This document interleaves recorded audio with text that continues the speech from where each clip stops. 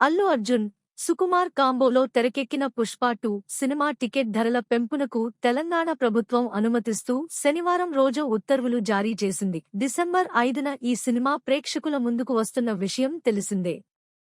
అలాగే డిసెంబర్ 4న రాత్రి 9:30 రాత్రి 1 గంటకు బెనిఫిట్ షోలకు కూడా గవర్నమెంట్ ఓకే చెప్పింది.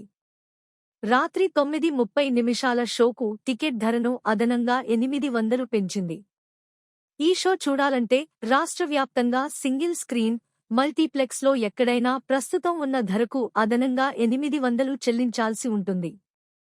ఇక పెంపుతో కలుపుకుని సింగిల్ స్క్రీన్లో టికెట్ ధర 1000 అవుతుంటే మల్టీప్లెక్స్లో 1200కు పైగా అవుతోంది. డిసెంబర్ 5 నుంచి 8 వరకు సింగిల్ స్క్రీన్లలో 150, మల్టీప్లెక్స్లో 200 చొప్పున పెంపునకు అనుమతి ఇచ్చింది.